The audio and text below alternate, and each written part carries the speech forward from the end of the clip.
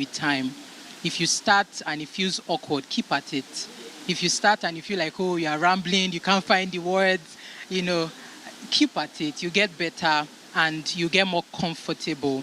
And I feel like even before we start anything, it's okay to have the conversation in a more relaxed atmosphere. So you're not saying, Junior, come, now it's time to teach you about your gender. No, no, no. It doesn't have to be, dogged, streamlined like that. It could just be you are chilling in the sitting room and maybe a cartoon pops up and you're trying to make reference to what they watched on the TV. And you're like, oh, Junior, do you know what it means to actually give birth? Or how do you think babies are formed? Or what do you think about men and women? Just basically you want to, and I'll touch on that as we go on. I just want to, Pastor Ife, are we good? Are we good?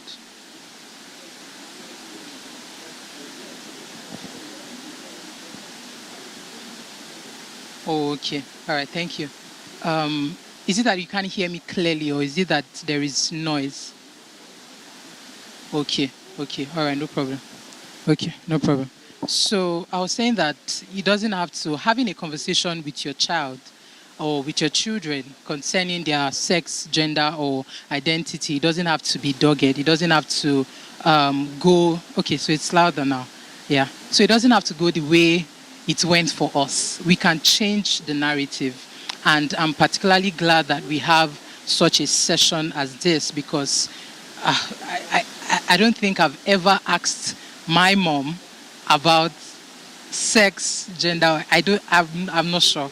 The only time we ever, brushed the topic was when I was getting married. And I mean, for us here as parents, you can agree with me that that's actually very late. Imagine waiting till when a child is planning to get married before you even, they've learned so many other things outside of you. I mean, behind your back. Some of us, we heard things from our peers in secondary schools, in universities. So as parents, we must be proactive, right? We want to teach our children what we want them to know. And so before they get into schools, before they begin to have friends and sleepovers and things like that, we want to seize the opportunities that we have from the get-go, from the onset, to really teach them what is right and, what is wrong. And so this morning, I have the privilege of teaching on gender, identity, and sexuality, how to teach kids the right things without exposing them negatively. And I will just go straight to what is gender, what is sexuality, and what is identity. Now, someone should Google gender for me. Just go on Google and type in what is gender. And maybe read out anyone?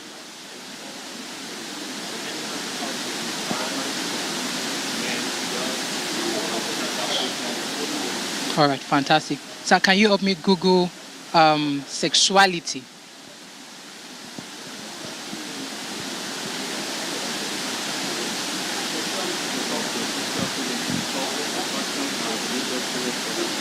Which is really what gender and sexuality is all about. The difference in our biological sex. So, like I was saying during the panel session, as far as science is concerned, there's no such thing as gender being separate from the two categories that we know it to be, which is the female chromosome, which is XX, right? And the other one, which is XY. And so you find that in our time, we have people who are trying to redefine it. And the emphasis is not on biology. The emphasis is on psychology. So they always want to play to that feelings aspect of humans. And how many of us know that our feelings are unreliable? Very unreliable. So even as an adult, today you think that, oh, maybe I like this. Maybe this is my preference. Maybe this is my interest. And before you know what's happening in the next 2 years, you have totally different interests. I remember that there was a time where I was like, okay, you know what? By the time I'm 30, this and this and this are the things that I will be doing or enjoying, right? But now I'm going to be 30 this year. But my interests, the things that I'm passionate about are so different from what I assumed I would be passionate about in my 30s. And so the construct really is that gender and sex is about biology.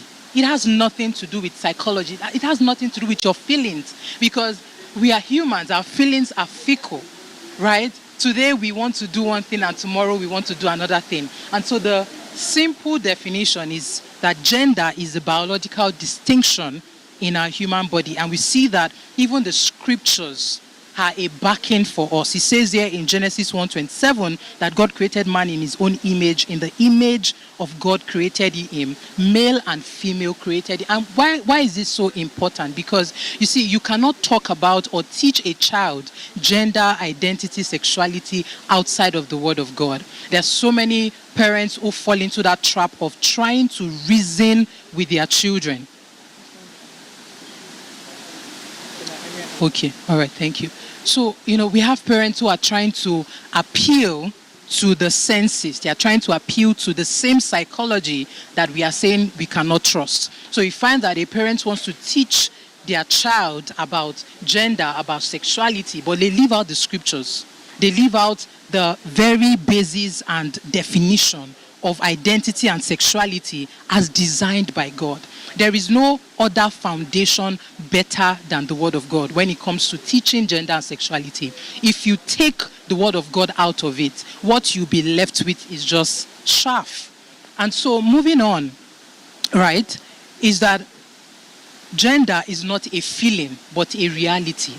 It's not something that you decide. So, in the West, you have a proliferation of a culture that promotes people. So what they say in essence is that, be free, exercise or explore your psychology, your feelings. Forget about what is set in stone. Forget about what is in the Word. Forget about what you are taught. But explore. You see, if you leave the natural man to do what he wants to do, you will be alarmed by how far the human mind can conceive wicked things. Do you know that even as believers, without the Word of God, without prayer, without fellowship in church and, in doctrine, if we leave ourselves just by ourselves to do what we want, we ourselves will be amazed by the extent to which we can go. There are so many people that say, as a married man, I will never cheat on my wife. You are making that boast in yourself. And that's why you find that there are so many people who say things like, I will never do this, but they do that same thing. Why? Because their foundation is not on the Word, it's on the basis of their feelings. So because you feel like, I'm so in love with this woman today, that feeling would not change. Many of us are married and you know that marriage is not sustained by feelings alone, but by commitment. It's the same thing with gender, identity, and sexuality. It's not about your feelings, it's about a reality. It's about a truth that is in God's Word. And so with that, the emphasis must always be on what the scriptures say concerning gender and identity. And so the other point I have here is that gender is more a biological construct than a psychological one.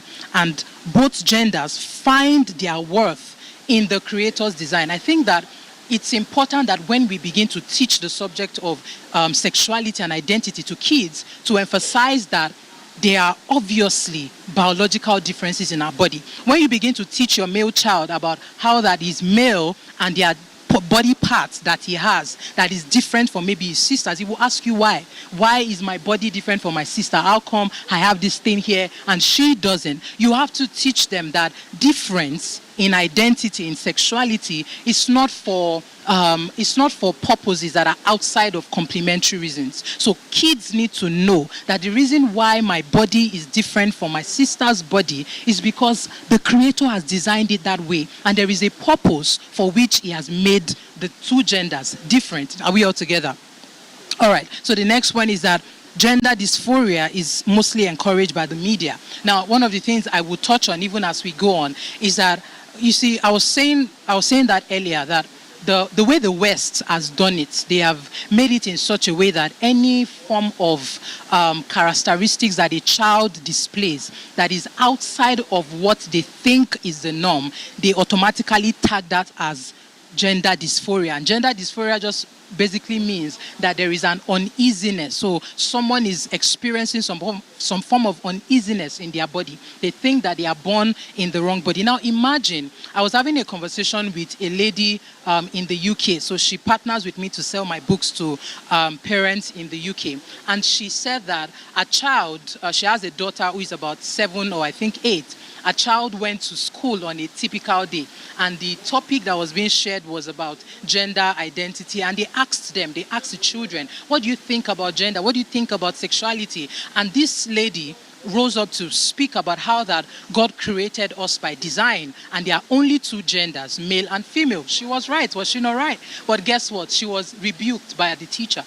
And according to them, she was saying that the teacher was telling the child that she has no right to speak from a faith or biblical angle when it comes to gender and sexuality. So what she expected the child to speak, or from the place she expected the child to speak on, was from a psychological or maybe a feeling realm, right? So what they are essentially saying is, take Jesus out of this thing. Take Christ out of this thing. And we have established that if you take Christ out of identity or sexuality, what you have is perversion. And so we have that the Western culture is part of the primary, pushers of this agenda. Anytime a child is maybe playing with a doll, having interest in things that seem feminine, what are they doing? They are trying to promote, explore it. Maybe there's something wrong with you.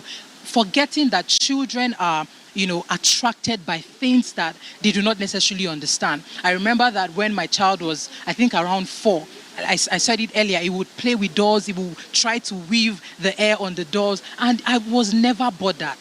There was never a time where I was bothered that, maybe there was something wrong with it, because I know that children want to explore their interests and their feelings. A child that likes Ben 10 today as a cartoon, tomorrow can tell you, oh no, I love Mario. My child has grown in terms of progression in his interests, and it just shows me as a parent that interest to a child will continually evolve. And so you cannot allow a child make, solid adult decisions just based on temporary feelings. Today, he loves Mario. Tomorrow, he says, I want to watch Achille and me. Next tomorrow, he's like, oh, no, I'm not even. Sometimes you put on Achille and you just look at it. What is Achille? He moves on. Because children, they grow so fast. Their interest is everly changing. Today, they are in one place. Tomorrow, they're like, I want to explore new things. So we must give them that opportunity to express themselves while guiding them. That's the purpose. That's our job. That's our role. Not to further instill confusion in them. Are we all together? All right, so let's quickly move on. Now, I want us to pay attention to these statistics. I saw it online and I was baffled. I was worried, and it just shows us that we have work to do as parents. Now, if you look at the year 2013, the number of children who experienced gender dysphoria was at 12.9%. In 2022, what do we have? It has jumped by ×2. And we are in the year 2024, right? And it's safe to say that this number is no longer accurate. And if you pay attention to the statistics, you will see that the major issue where they are targeting is between the children and adolescent gap. So it's not even about young adults meaning that you are in your 20s. No, they are not after the young adults. They are after the children, age 4, age 3, age 5. They are after the preteens, the teenagers. We have work to do. Hallelujah, praise God. And speaking to gender identity and sexuality, many times people like to excuse the spiritual angle that sponsors gender confusion. Because I remember that I was having a conversation with a woman one time, and I was saying that, look at what is going on, look at the statistics. And she was saying, but it's just a normal thing, it's just the norm. And I was quick to tell her, it's not the norm. Any single perversion that you see that is being targeted and controlled, especially by a body or organization, is sponsored by a spirit being. We must never get into that euphoria of thinking that, it's just one of those things, it's just one of those faces, it will pass. It's just what is happening in our generation. No, it's not just what is happening. And so I put this particular slide up because I really wanted us to see the connection between idolatry and gender dysphoria. People having uneasiness with their gender.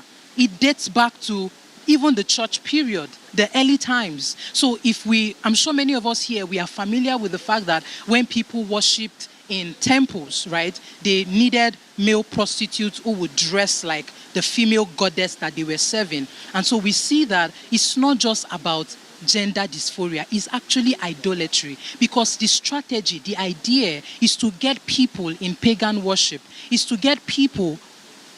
All right. Oh, wow. Wow. I was here wasting time on introduction and I have 20 more minutes, but please permit me, let's quickly, I know that we'll have access to the slides, right?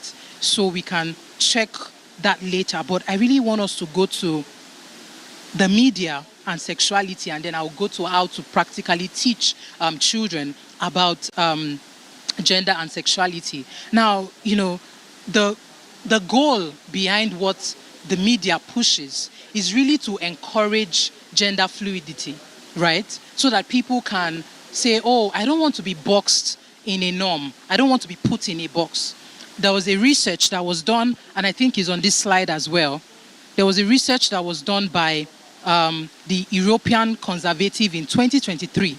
And if we can just put that slide on the screen, it says that they did a research of 304 secondary schools in England. And I'll just read through the results. Now, 28% of schools inform parents immediately when a child discloses feeling of gender distress, meaning that the schools are using the avenue to push the agenda and the narrative. But what we fail to realize is that the schools are backed by an organized community called the LGBTQ community. And so they are influencing the Western education. They are influencing the media. And so a school that is supposed to teach children from the confines of biology now is diving into something else. And so you have schools who are setting up toilets that are okay for the female child and the male child to coexist in the same place, so you can go ease yourself in the bathroom and then you see someone of the opposite gender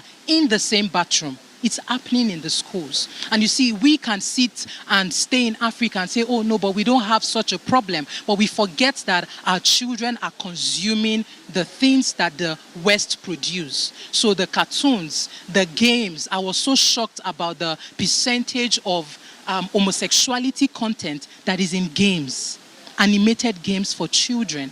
The other time I saw a Mario game, Mario ta-dan-tan, just, Mario that is nice, nothing, explicit or anything. I was saying Mario blowing kisses, to the other figure in the cartoon who also happens to be a male. So there are two figures in the cartoon, in the game, that are of the same sex, and we see that homosexuality content has entered into the media. And so when we begin to talk about practical ways, right? So I included here that for us as Christians, as the church, we have a part to play. And I love that we have a conference, such as this, where we are really teaching about these things. But there is an implication for silence. If we decide to unlook and say, oh no, but it's not affecting us in Africa so much, we forget that our children will go to universities abroad, right? We'll send them to high schools. Apart from feeding on content on social media, they'll go to universities, they will interact with other people. And so the strategy can not be just to keep them, just in our homes without them having to interact with the outside world. At some time in their journeys and in their lives, they will meet with other people from different backgrounds, from different values and belief systems, and it will be those things that we have taught them in their early years that will be instilled with them in terms of standing, taking a stand and being bold about their convictions. And so we see here that, there is an implication for silence. And so moving forward, who do we hold responsible? Every single one. Every single one of us, parents, teachers, individuals. As a parent, you teach, you support. As an individual, maybe the Lord is laying in your heart to write books for children. Write them. Maybe you are into media, animations. Produce content that you can put online that our kids can watch. These days, before I allow my kids watch anything on YouTube, I have to screen everything from beginning to the end. Even books are not safe. There was a day I stumbled upon a book that someone wrote. It was animated. It looked lovely from the front, but the content was really disturbing. Even as a grown-up woman, married, I found the content of the book very disturbing. They were practically describing sex and masturbation in the book, and it was for 4-year-olds. And so we see that it's not just enough for us to do nothing. We must take responsibility. Praise the name of the Lord. And so very quickly, practical steps to teach. We might want to write this down. 4 practical steps that we can use in teaching our children. First of all is to inquire. Then the second one is to teach. The next point is to assess and then repeat what you have taught. Now, when you come to the inquiry stage, right, don't assume that your children don't know anything about the agenda. Don't assume that your children don't know anything about sexuality and all of that. They know more than you think. They know more. There was a time my son said something recently, and he said, "Oh, why is Sophia wearing a trouser? She's not a boy. Why is she wearing trousers?" And I used that opportunity, that inquiry, I used it as an opportunity to then teach. I was like, "Oh no, she's not a boy because she's wearing trousers. We have different, clothing that people can wear that apply to both genders. And so your clothing does not define your sexuality and your gender. So don't assume that your kids don't know. Inquire, find out what they know. So you can start by asking simple questions. I put here that a question prompt that you can ask is, do you think wearing trousers make Mary a boy? Ask questions like that. You want to find out what they know. Mommy is pregnant. Do you know what that means? I remember when I was pregnant with Sophia and Jason would come and he would touch my tummy and I would ask him, do you know what's going on here? Do you know what this is? I was like, oh no, mommy's stomach is just big. And there was a time he even made a reference, a joke that I did not find funny. And I was like, oh, maybe she's eating too much. She loves bread. And I'm like, no, I don't love bread. There's something going on here. I'm pregnant. I'm carrying your little sister. By that time, we knew that, she was going to be a girl. So I was like, no, I'm not eating too much. It's not about food. Something is growing in mommy's tummy. And the way God has designed it, only mommy has that special ability to give birth. Are you following what I'm saying? So children are inquisitive. Don't just shut them up and say, oh, shoo. Growing up, when, we have people kissing on the screen, our parents will just put off the television. Or they say, close your eyes. Right? Those are the things that we experience. They failed to teach us, and so we learnt it some other way. Are we together? So inquire from them. What do they know? All right? Find out the interesting concepts that, they are learning. And I love how Mrs. Kemi Oyedepo was talking about how that you have to be involved with the things that they are actually watching. So if you see your child engrossed in a television show, go there and sit down. Oh, what are you watching? Tell me about what's going on there. There are times where I will go and sit down and I'll just put my head on my son's lap and I'll say, oh, tell me more about, tell me those, and you tell me all the characters. This is Luigi, this is Peach. So Peach is trying to cross that obstacle.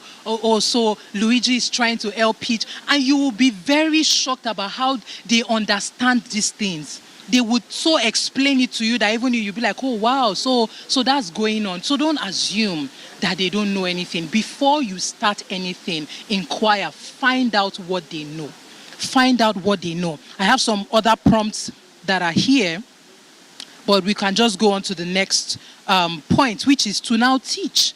So in teaching, like she rightly said, that when she started teaching her daughter, she started with the body parts, which is this is the foundation, is actually the key of everything. You cannot teach gender, sexuality without teaching your kids about their body parts. And please, no pet names. I've heard parents say things like cuckoo, cookie.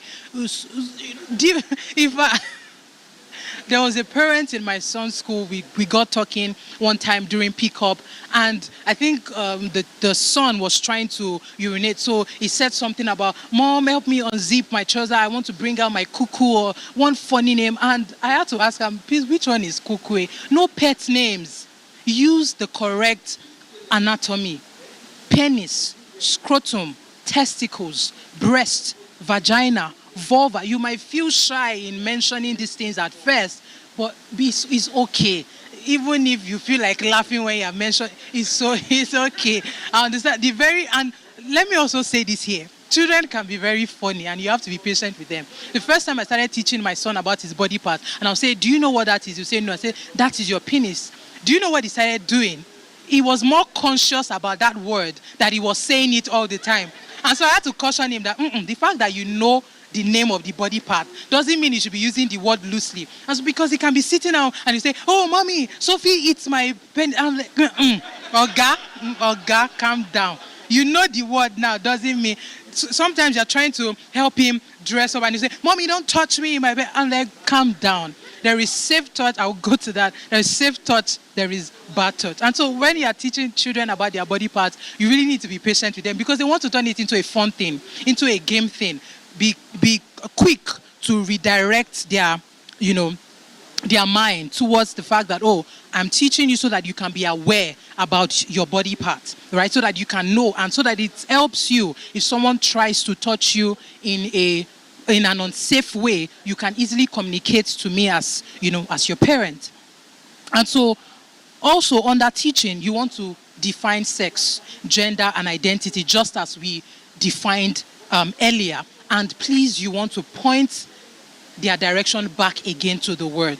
So as much as you give a biological definition about, sex is the difference in the biology characteristics in our body, you also want to emphasize the fact that we are all made by someone who is called God. He's our creator, and he designed for our body parts to be this way. And so the definition must always find its way back to the word of God. Under teaching, you also want to explore gender roles, because the children will ask you, why am I different from my sister? Why is it that daddy is this way and mommy is this way? Just like I was explaining the other time about my son touching my stomach and thinking that I was full with food, I had to explain that this is what women do. This is mommy's responsibility. So in terms of gender roles, you want to teach them as much as possible that these are the things that are peculiar to women. And even with using the toilet, there was a time that my daughter was on the potty and my son was saying, how come Sophie is not standing over the toilet? And I had to the questions that my son I'm always amazed. So you teach that, your own private part differs from your sister. And so when you are using the restroom or the toilet, the way you also use the toilet is different. The chest area for your sister has a different composition than your own body. And so explain the gender roles, the differences in our bodies and in our makeup. Then explain what marriage is, how babies, because you see, we can talk about homosexuality as a unit on its own, but it ties back to the devil's plan to corrupt God's design concerning the marital union. And so it's not just about confusion, gender confusion. That's not the end game. Imagine, God has designed it in such a way that children will come out from a family, a man and a woman. That is God's design, so that they can fulfill his purpose. Now, there is an ideology that comes and says, it doesn't have to be a man and a woman. It can be two women, it can be two men. So what's the effect going to be on a child that comes from that union? There is going to be you cannot even begin to think about what, because they portray it as, there is freedom, they are expressing themselves, but we can only fully understand the consequences of what children who come from such unions are experiencing when they also grow up. We don't see the effect now. We think that, they are doing okay. They have two mommies raising them. They have two daddies raising them. So it's okay. They are receiving double love. Right? Some people even say, the fact that you have two women raising you, you have strong, support in two places. That's the rationale that they have given to it. But you don't see the damage right now. You see the damage when that child also wants to settle down and build their own family, and you just see the madness replicating itself all over again. So the big picture is really about tainting God's design about the family union, because God wants us to raise godly children who can be his vessels, right? Our children have a purpose in God. And so when you have an ideology that seems to taint that design, then it means that the children would not be able to actually fulfill their purpose, right? So you find that the reason why we have a high rate of children who are experiencing identity crisis is because of these things. It's because of these things. Praise the name of the Lord. And so also you have to explain sexuality in the context of honor, worship, and consecration to God. If you tell a child that the reason why they are, I saw a book, like I was saying the other time, and it was a children's book for children ages 4 upwards. And there was a section in that book that talked about it's okay for children to touch themselves. That when you get to a particular age, that there is always a feeling to touch yourself and explore yourself down there. And the writer of the book was trying to communicate to children that masturbation was okay. And many of us agree that it is actually one of the problems that we are battling even as adults in our generation. And one of the damages that masturbation, that addiction does to individuals, both men and women, is that they get, like I was saying earlier, dopamine from an activity that they have no business in getting dopamine from. And so you find that there are men in our generation who are addicted, who masturbate, who cannot function properly in their work. They can't even read a book for 1 hour. Why? They are distracted. The brain is all, because the brain will always crave for that eye. If you watch a pornographic content, that's not going to be the end. If you get a release from that content today, do you know what's going to happen? Your brain will crave for more. So by night, you think that you have done it in the morning and it should be okay for the day. By night, your brain is craving for it again. The moment you fall into that trap and you feed on that content, the brain now says, you know what, this is exciting. Let's do this again. Then tomorrow morning, it amplifies that craving. You go, you give yourself to it. And before you know what's happening, there's actually something that science has called brain frying. It's like when you attach a rat to an electrical shock and you say, oh, before you get your food, there is a shock that will go through your body. But because of that food that the rat wants, it goes through that electric shock just to get that food. So you are actually frying your brain when you give yourself to addictions like that. And so we have to tie homosexuality or sexual deviances to honor and worship to God. The reason why I am keeping my body, I'm not exploring it in different vices, is because I want to honor the Lord. It's because I understand that God made me in his image and I am to respond in worship and consecration. And so in teaching sexuality and gender, we must tie it to honor and worship to God. Remember we said that homosexuality and different kinds of sexual deviances has its roots in idolatry. People who were doing that in the olden days were people who were worshiping false gods. And so we cannot separate the two.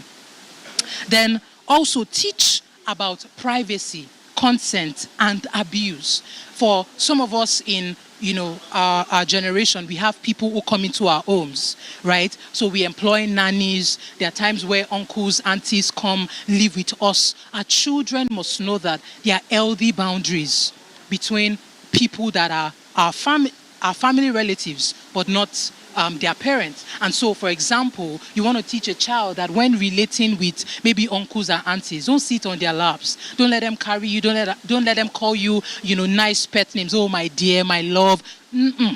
It's not acceptable. Teach them privacy, consent. They have a right to shut their doors when they are in the toilet. There was a time my son came back from school and he told me, Mom, I was using the restroom in school, but Jordan opened my toilet. And I told him, he's not supposed to do that. It's wrong.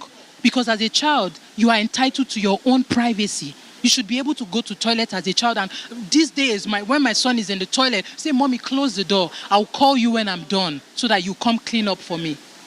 And so you must teach them that way. They must know.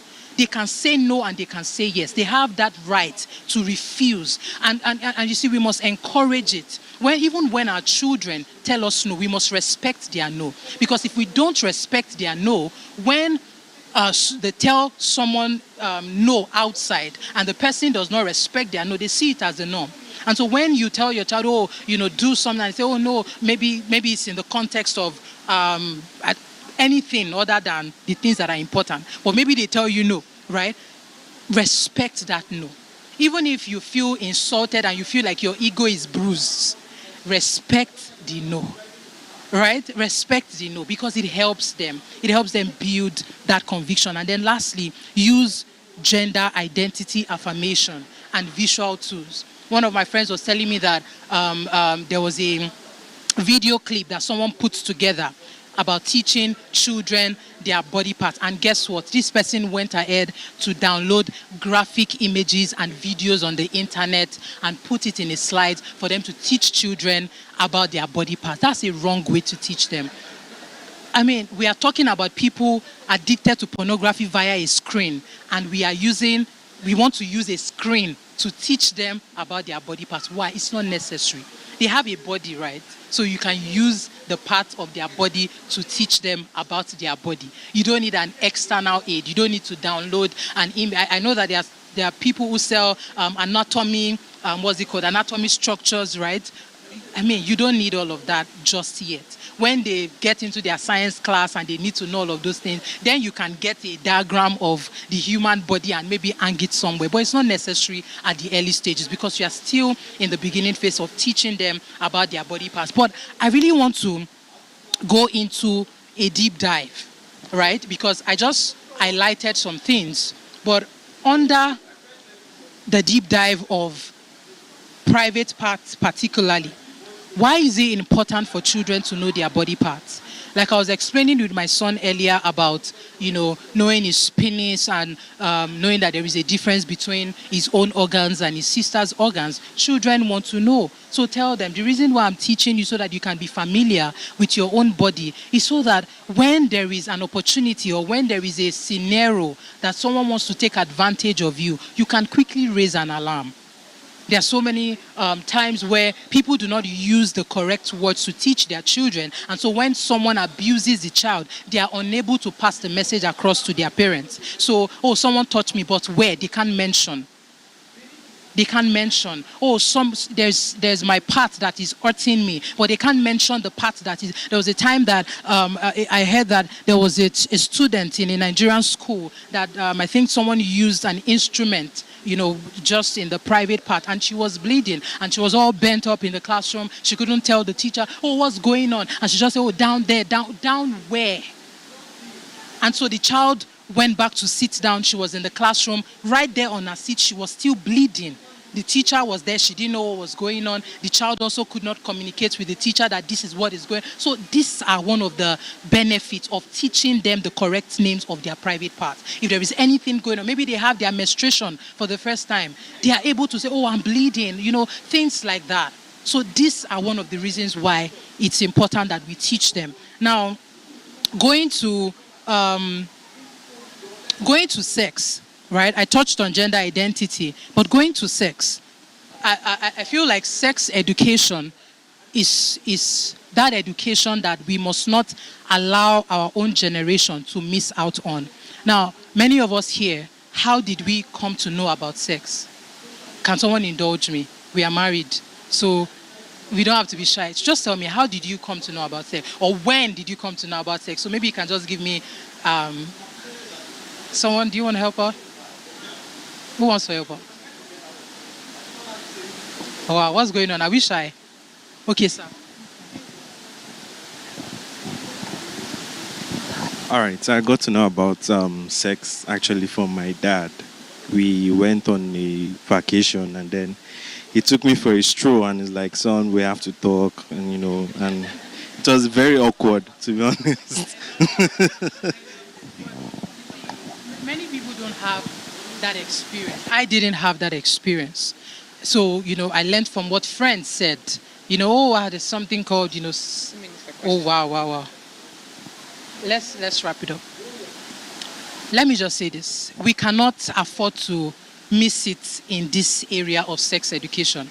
Like he said, the conversation was awkward, but it helped you. It empowered you. You were better for it. You were able to make informed decisions based on what your father taught you. And so it's important. We must not shy away from sex education. Our children must know. Imagine a scenario whereby, you forget to lock the doors. Has it ever happened to you before? And one of your kids, enter into the room and you are doing the number 2. How are you going to navigate that scenario? Are you just going to allow it fly by you, or are you going to take advantage of that opportunity to actually teach them that sex is between one woman, one man in the context of marriage, because this is how God has designed it? And babies come about by procreation between a man and a woman. Our children must know.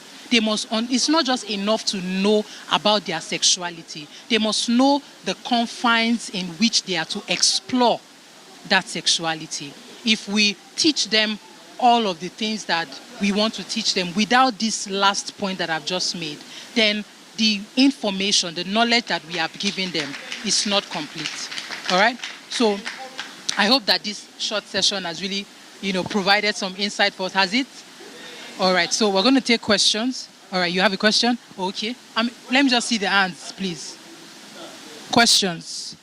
If I count, after the counting, no more questions. So 1, 2, 3, 4. Any other person? 5, 6. Okay. So we have 6 questions and then we are done. So number 1. Okay. Thank you so much. My question is, at what age do you actually start introducing your kids to like their body parts, right? Because I have a 2-year-old and he's so inquisitive. He wants to know, what is this? What is this? At what age do you feel like it's okay to start? All right. So, to answer our question, I really think that there is no one size fits all, especially because of 2 things. Our environment where we live. We are in Africa, some people are outside of the country, and then based on the child's knowledge as well. There are children who grow faster than others. There are kids who are smarter than others in terms of how they grasp, information. And so it's really about tailoring the education to your own child. Now, with my son, I started around 3. And even at 3, he still struggled with some things, and so I didn't even bother to go into the details. I just mentioned it in passing, but I remember that it was when he clocked 4 that penis as a word really stuck in his head. I'd mentioned it before, but he just, maybe just tossed it aside. But it was when he was 4 that he started to actually understand what I was talking about. So I think it's really about your own child, their level of education, where you are in terms of what you're exposed to, the schools that they attend, your environment and things like that. If you live in a place where, you have children playing with other children, and it's better you start really early, because it's in those little play groups that they do funny games like mommy and daddy. How many of us remember mommy and daddy when we were growing up? Yes, I was also a victim of mommy and daddy. We had children in our community and environment who felt that we needed to play roles in terms of mommy and daddy, and things usually occur in that gathering. So teach early, and depending on how they are able to grasp the information, teach them and expand as they grow. So just expanding on a question, gender, should the man talk to the son, the wife talk to the daughter? That's one. And the other part to it is at what is there a time limit, like an age limit to when you believe the child is matured enough to make proper decisions? I didn't touch on your last question, but maybe I should start from number 2. I was saying earlier that the conversation around gender, sexuality, and identity is a repetitive one. It's continuous, as in forever and ever. You always have that child, right? So you can say, what? Well, until they leave your house and maybe they are prepared for their own marriage. But even at that, they still must have that understanding that I can always go back to mommy and daddy to ask them questions. There are men or women who marry as virgins, who don't know what to do in terms of how to have actual sex with their wives. And they have nobody to talk to. So that's why I'm saying that it is forever and ever. So you must establish that relationship. So it's not just a one-time thing in terms of educating them. Your kids have to know that even when they are getting married as virgins, I believe and I presume that they can always come and ask you questions about, oh, how do I have sex with my wife for the first time? Oh, she finds it painful. Is there anything I can do to ease the pain? Oh, well, my wife is experiencing vaginismus or something. They should be able to come and meet you for counsel. Maybe I stumbled upon a content. How can I? That is continuous. It's continuous. So there's never a time where you say, I have taught everything. Just like how the scriptures for us, learning is also continuous for your children. And back to your question, number 1, in terms of who should speak to which child, is it? I don't advocate for my husband talking to the male child and the woman talking to the female. I believe that anybody can do it. As a matter of fact, I propose that the two parties should do it. There's something about coming together as husband and wife to say, oh, Junior, we want to talk to you. And the husband talks from the male side and the wife talks from the female side. And so the man gets a full picture of what both sexuality actually entails. And, the father just gets to expound more based on his own gender. So I think that both parents should do the work. Okay, so number 3. Who is number 3? It's the same question. Okay, number 4. How do we pass the mic to the back? You have another question? Wow. Okay.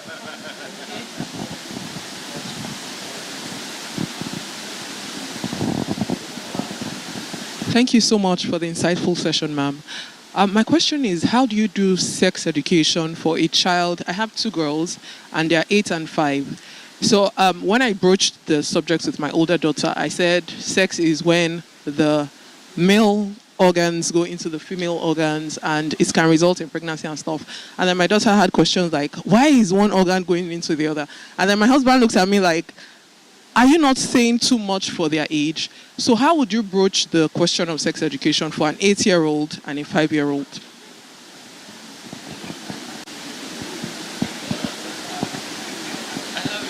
It's actually, it's actually a phenomenal question. Have had that conversation with parents who have children of different age groups. So, for the 5-year-old, you don't really have to go into the details of the male organ goes into the female organ. We can leave it at what sex is. Union between daddy and mommy that brings about baby, you. So you teach them from their own, should I say, knowledge or level. So it's like saying, do you know how we came to have you?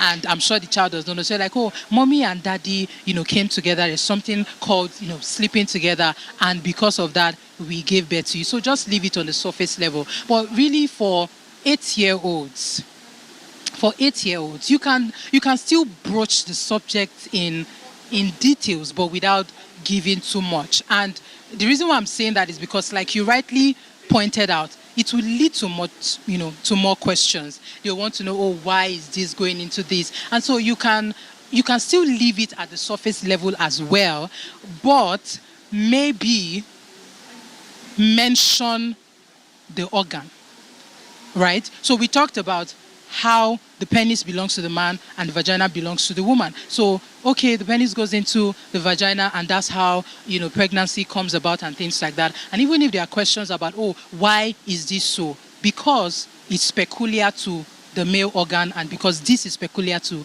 the female organ. And that's the reason why we have to complement each other, because one person on his or her own cannot bring about a child in terms of procreation. So it's necessary for both parties to come together to bring forth a child. So does that answer your question? All right. So what number? Okay.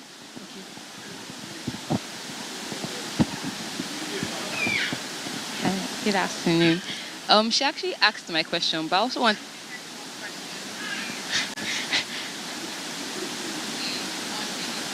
Please, I just wanted to, if you can also add how to talk about boundaries to sexually, to the truth. Yeah.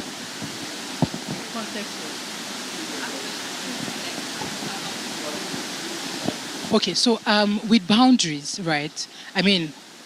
With teaching about sex and procreation and things like that, we talked about mentioning that it's supposed to be explored in the confines of marriage in terms of, your worship and your consecration to God. But in terms of boundaries, I think that's where we now begin to, I forgot to mention it, but that's where we begin to talk about safe touch and, unsafe touch. Because as you're teaching about boundaries, you're letting them know that even though you have these body parts and they're supposed to serve a function, there is a time for it. And before that time, when there seems to be maybe a scenario where someone wants to take advantage of you, that's when to say, oh no, it's not a, so that's where you are really defining what a safe touch is. So if someone touches you here, it's safe. But if they touch you here, it's not safe. If they touch you maybe on your head, it's safe. But if they pat you on your buttocks, it's unsafe. And so with boundaries, it's really about helping them differentiate